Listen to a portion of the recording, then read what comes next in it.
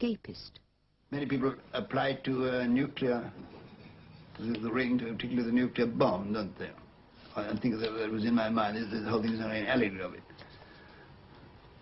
Well, it isn't. People can, of course, find the allegories if they wish to, but as you can see, it was wholly outside his conception of what he was doing in what he called fantasy. The world he created exists for itself and for what it tells you and for what delight it gives you. It may, of course, contain, as indeed it does, elements of his own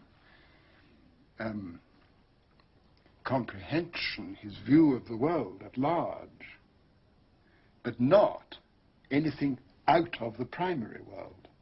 Just as it contains no specific reference to the Christian religion, it actually contains no specific reference to communism or fascism, absolutely not.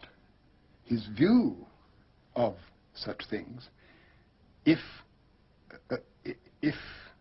available at all, will be in solution in the secondary, mythical or mythological world that he has created, but not actually itself.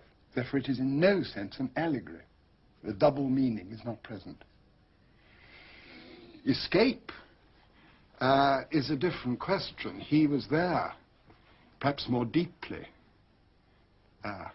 hostile, because escape is used, has often been used as a means of attack on the very conception of fantasy, of the secondary world. And he in a sense, he said, of course it is an escape, if you like, because it's a movement out of the primary world, which isn't such a pleasant place, into a secondary world that may not be very much more pleasant, but it's at any rate very different. And there are terrors as well as beauties in the secondary world. But it is not.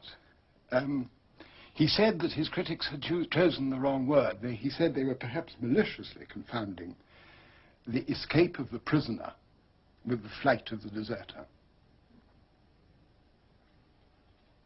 And why should what he offered, if it is escape, not be the escape of the prisoner, which in other contexts is regarded as a very noble thing to try to do, to get away?